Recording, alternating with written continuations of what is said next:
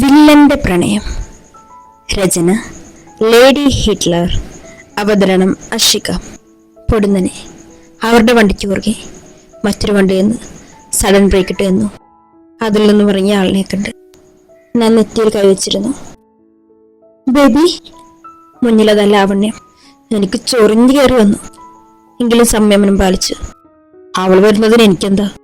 ഇങ്ങനെ ഓരോന്ന് ആലോചിച്ച് ഈശ്വരനെ നോക്കിയപ്പോൾ അവനതാ വലിയ താല്പര്യമൊന്നും ഇല്ലാതിരിക്കുന്നു. Baby, I miss you so much. ആടിക്കൊഴിഞ്ഞല്ല ലാവണ്യയുടെ വരവ് കണ്ടപ്പോൾ എനിക്ക് ചിരിയാണ് വന്നത്. കൂടെ ബേബി എന്നുള്ള വിളിയും. ഞാൻ അറിയാതെ ചിരിച്ചുപോയി. എന്റെ ചിരി കണ്ടപ്പോൾ ഈശ്വർ തറപ്പിച്ച് നോക്കി. സ്വിച്ചിട്ട പോലെ ചിരി നിന്നു. അവൾ ഡോറും തുറന്നകത്തേക്ക് കയറി അവന്റെ നെഞ്ചിൽ കൂടി വിരലോടിച്ചുകൊണ്ട് പറഞ്ഞു, എന്തു പറ്റിയതാ ബേബി? ഞാനാകെ പേടിച്ചു പോയി. യുനോ ബേബി, ആ അഖിൽ, അവനെ ഞാൻ സമാധാനിപ്പിക്കാൻ പോയപ്പോ അവനെന്നെ അടിച്ചു. സീരിയസ്? ഇപ്പോഴും പാട് മാറിയിട്ടില്ല. കവിളിച്ചുകൊണ്ട് അവൾ പറഞ്ഞു. ഞാൻ ചിരിയടക്കാൻ പാടുപെടുകയായിരുന്നു. എന്റെ കളിയാക്കി ചിരി അവനെ നല്ലതുപോലെ ദേഷ്യം പിടിപ്പിക്കുന്നുണ്ടായിരുന്നു. അതിന്റെ പ്രതിഫലനം എന്ന പോലെ അവൻ എന്റെ കയ്യിൽ അമർത്തിപ്പിടിച്ചു. എനിക്ക് നല്ലതുപോലെ വേദനിക്കുന്നുണ്ടായിരുന്നു. കൈ വലിച്ചെടുക്കാൻ നോക്കിയിട്ടു കഴിയുന്നില്ല. ഈ സമയം അത്രയും ലാവണ്യ അവനോട് എന്തൊക്കെയോ പറയുന്നുണ്ട്. അതിൻ്റെ എല്ലാം എൻ്റെ കൈ ഞാൻ അറിയുന്നുണ്ട്. അവസാനം സഹികെട്ട് ഞാനൊരു അറ്റ കൈ പ്രയോഗം അങ്ങ് നടത്തി. എന്താണെന്നല്ലേ? അങ്കപ്പാർ. പൊടുന്നനെയുള്ള ഈശ്വരൻ്റെ അലർച്ചയിൽ ലാവണ്യ അടക്കം എല്ലാവരും ഞെട്ടി. അവൻ എൻ്റെ കൈ തപ്പിപ്പിടിച്ചിരിക്കുന്നു. എന്തു പറ്റി ബേബി? ഹോസ്പിറ്റലിൽ പോണോ? ഡ്രൈവർ, വണ്ടി ഏതെങ്കിലും ഹോസ്പിറ്റലിലേക്ക് എടുക്ക്. ലാവണ്യ, നീ വന്ന കാര്യം പറയൂ. എനിക്കൊരു അർജന്റ് മീറ്റിംഗ് ഉണ്ട്. ബേബി, ഞാൻ കാണാൻ വന്നിട്ട് എന്താ എന്നോട് ഇങ്ങനെയൊക്കെ ബിഹേവ് ചെയ്യുന്നത്? ഓക്കെ ലാവണ്യ, ഞാൻ നിന്നെ അങ്ങോട്ട് വന്ന് കണ്ടോളാം. ഇപ്പൊ എനിക്ക് കുറച്ച് തിരക്കുണ്ട്. ചെറിയൊരു കണക്ക് തീർക്കാനും ഉണ്ട്. ലാസ്റ്റ് ഡയലോഗ് എന്നെ നോക്കിയാ പറഞ്ഞത്. വേണ്ടായിരുന്നു. കയ്യിലുള്ള സേഫ്റ്റി പിന്നിലേക്ക് നോക്കി. എന്റെ കൈ പിടിച്ച് നെച്ചിട്ടല്ലേ ഞാൻ പിന്നു വെച്ച് കുത്തിയത്. ഓരോന്ന് ചിന്തിച്ചു. ഈ സമയം ലാവണ്യ അവന്റെ കവിളിൽ ചുംബിച്ചിട്ട് വെളിയിലേക്ക് ഇറങ്ങി. അയ്യേ, ഇനിയൊക്കെ അവൾ എന്തിന് കൊള്ളാം. ഡെറ്റോറിട്ട് വല്ലതും കഴുകേണ്ടി വരും. എന്നാലും അവളെ സമ്മതിക്കണം. തേനും പാലും വഴിഞ്ഞൊഴുകുമല്ലേ. ഓ, പെറുപെറുത്ത് അവനെ നോക്കിയപ്പോൾ എന്നെ നോക്കി ദഹിപ്പിക്കുന്നുണ്ട്. വണ്ടി എടുക്ക്, അവൻ ഡ്രൈവറിനോട് പറഞ്ഞു. ഓ, എന്തായാലും ഒന്നും പറഞ്ഞില്ല. കാര്യമായി. മനസ്സിലാലോചിച്ച് ഫോണിൽ കുത്തിയിരുന്നു. തൻ്റെ കണ്ണി മാത്രം ഒന്നും ഞെട്ടൽ കണ്ടില്ലല്ലോ. ഞാൻ അവനെ നോക്കി. എന്തിന്? ഞാൻ എന്തിനാണ് ഞെട്ടുന്നത്? ഇന്ന് എന്നെ ജീവനോട് കണ്ടപ്പോൾ എല്ലാവരിലും ഞെട്ടൽ കണ്ടു. നിന്റെ കണ്ണിലൊഴിച്ച്. അതിന് ഞാനൊന്ന് പുഞ്ചിരിക്കുക മാത്രം ചെയ്തു.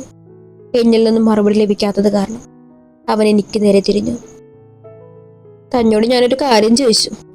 അതിന് മറുപടി തരാനുള്ള സാമാന്യ മര്യാദ തനിക്കില്ലേ? സർ, ഓഫീസ് റിലേറ്റഡായ എന്തെങ്കിലും കാര്യമായിരുന്നെങ്കിൽ ഞാൻ മറുപടി തന്നേനെ. ഇത് പേഴ്സണൽ കാര്യമാണ്. അതിന് മറുപടി തരണമെന്ന് എനിക്ക് തോന്നുന്നില്ല. അവന് ദേഷ്യം വരുന്നുണ്ടായിരുന്നു. എങ്കിലും അവൻ സംയമനം പാലിച്ചു. വണ്ടി മീറ്റിംഗ് നടക്കേണ്ട ബിൽഡിങ്ങിലേക്ക് എത്തി. ഞങ്ങൾ രണ്ടും കാറിൽ നിന്നിറങ്ങി. ഫയൽസും ലാപ്ടോപ്പും അങ്ങനെ സകല സാധനങ്ങളും എന്നെ പിടിച്ചേൽപ്പിച്ചു. എൻ്റെ 2 കൈയിലും ഫയലായി. അവനെ ചീത്തയും വിളിച്ച് ഞങ്ങൾ ലിഫ്റ്റിൽ കയറി. ലിഫ്റ്റിൻ്റെ ഡോർ അടഞ്ഞതും അവൻ എനിക്ക് നേരെ തിരിഞ്ഞു. എൻ്റെ അരികിലേക്ക് വരാൻ തുടങ്ങി. ആ വരാൻ അത്ര പന്തിയല്ല. കർത്താവേ, കാത്തോളണേ, ഞാനുള്ളിൽ പ്രാർത്ഥിച്ചു. എൻ്റെ അരികിൽ തൊട്ടില്ല എന്ന മട്ടിൽ നിന്നു. അവൻ്റെ ശ്വാസം എൻ്റെ കവിളിൽ തട്ടുന്നുണ്ടായിരുന്നു. എന്താ സാർ? ഞാൻ പതിഞ്ഞ ശബ്ദത്തിൽ ചോദിച്ചു. 2 കാര്യങ്ങൾ എനിക്കറിയണം. എന്ത്? 1, എന്തിനാ എൻ്റെ കയ്യിൽ പിന്നുവെച്ച് കുത്തിയത്? ഞാൻ പറയാൻ തുടങ്ങിയത്. ഞാൻ ഫുള്ള് ചോദിച്ചതിന് ശേഷം നീ ഉത്തരം പറഞ്ഞാൽ മതി. ഞാൻ അവൻ പറയാൻ പോകുന്നത് ശ്രദ്ധിച്ചു. അപ്പൊ പറഞ്ഞു വന്നത്. 2, എന്തുകൊണ്ട് തൻ്റെ കണ്ണി മാത്രം ആ നെട്ടിലുണ്ടായില്ല? എനിക്കൊന്നും സംഭവിച്ചിട്ടില്ലെന്ന് നിനക്കെങ്ങനെ മനസ്സിലായി? സാർ, ഇതിലൊന്നിനും ഞാൻ ഉത്തരം തരാം. ആദ്യത്തെ ചോദ്യത്തിന് മാത്രം. ഞാൻ പിന്നു വെച്ച് കുത്തിയത് എൻ്റെ കൈ പിടിച്ച് നെരിച്ചതുകൊണ്ടാണ്. കുറേ തവണ ഞാൻ കൈപിടിച്ച് വിളിച്ചെടുക്കാൻ നോക്കിയിട്ടു സാറ് വിട്ടില്ല. അതുകൊണ്ട് ഇനി രണ്ടാമത് ചോദ്യത്തിനുള്ള തരം അത് തരണമെന്ന് എനിക്ക് തോന്നുന്നില്ല.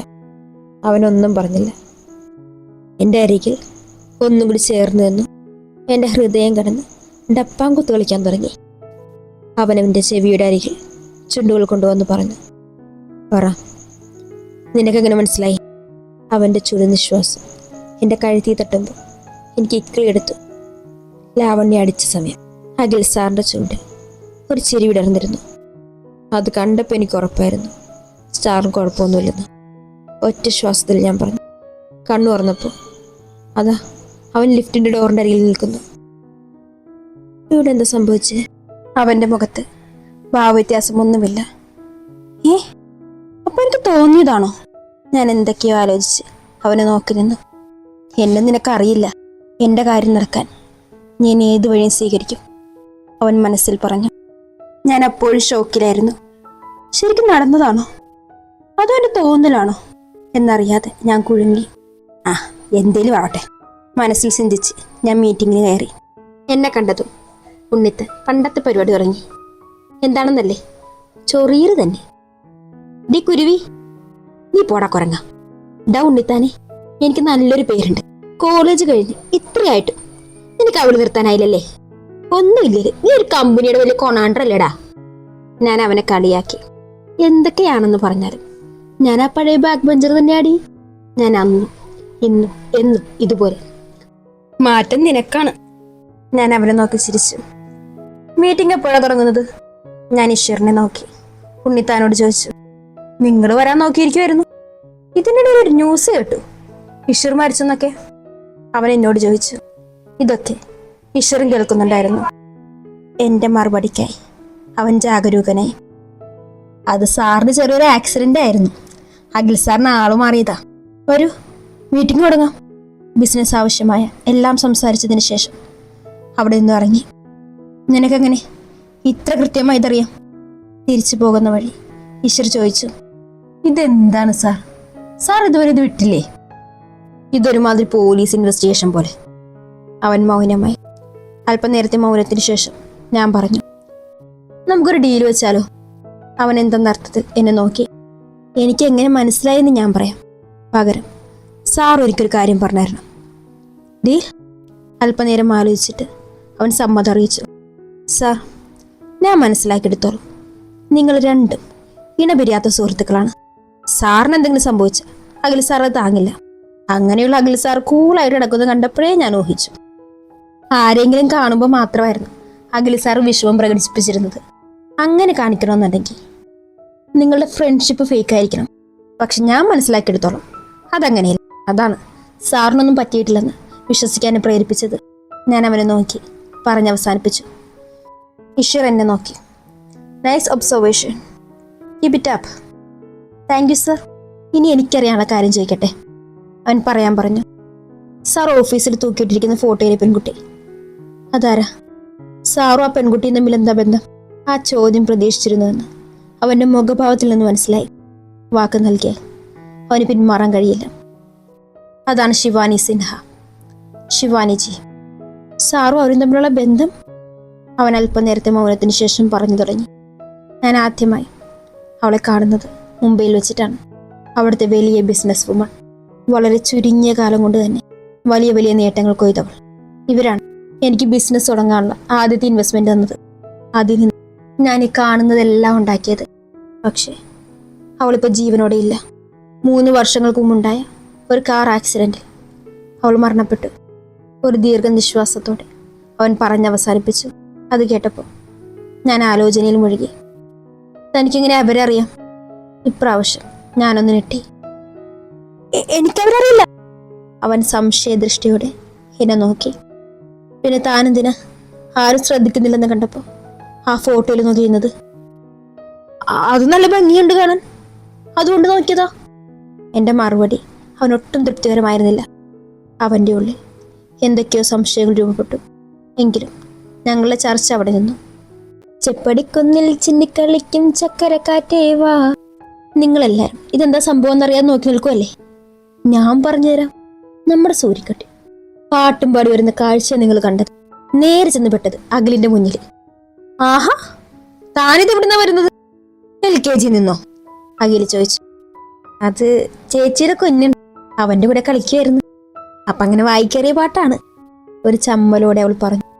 അവൻ അവളെ നോക്കി ചിരിച്ചിട്ട് ഓഫീസിലേക്ക് നടന്നു. സാർ, ഒരു നിമിഷം. സൂര്യയുടെ വിളി കേട്ട് അവൻ നിന്നു. ഇപ്പൊ സാറിന് മനസ്സിലെ വിഷമമെല്ലാം മാറിയില്ലേ? ഈശ്വർ സാറ് കുഴപ്പമൊന്നുമില്ലല്ലോ? അതിന് അവൻ പുഞ്ചിരിച്ചു.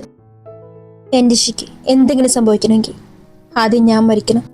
എൻ്റെ സ്വന്തം എന്ന് പറയാൻ എനിക്ക് അവൻ മാത്രമേ ഉള്ളൂ ഈ ഭൂമിയിൽ. അവന് ഞാനും. ഈ ഹൃദയത്തിൽ അവനാ ഉള്ളത്. സൂര്യ എന്തു പറയണമെന്നറിയാതെ അവനെ നോക്കി. മുന്നോട്ട് നടന്ന് അവനൊന്ന് നിന്നു. അവളുടെ അരികിൽ വന്നിട്ട് പറഞ്ഞു, എൻ്റെ ഹൃദയത്തിൽ അവനിരിക്കാൻ കുറച്ച് സ്ഥലം മതി, ബാക്കിയുള്ള സ്ഥലം മൊത്തം ഫ്രീ ആണ്. തനിക്ക് ഒരാഗ്രഹമുണ്ടോ?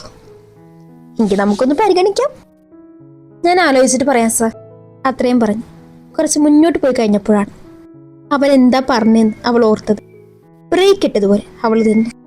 വിശ്വാസം വരാതെ അവൾ തിരിഞ്ഞ അഖിലിനെ നോക്കി. അവനപ്പോഴും മനോഹരമായി പുഞ്ചിരിച്ചുകൊണ്ട് അവളെ നോക്കി നിൽക്കുകയായിരുന്നു. സൂര്യയുടെ കിളി പോയ പോലുള്ള നോട്ടം കണ്ട് അവൻ അവളെ സൈറ്റ് അടിച്ച് കാണിച്ചു. അവളുടെ കണ്ണുകൾ മിഴിഞ്ഞു വന്നു. അവൻ ചിരിച്ചുകൊണ്ട് ഓഫീസിലേക്ക് കയറിപ്പോയി. തുടരും.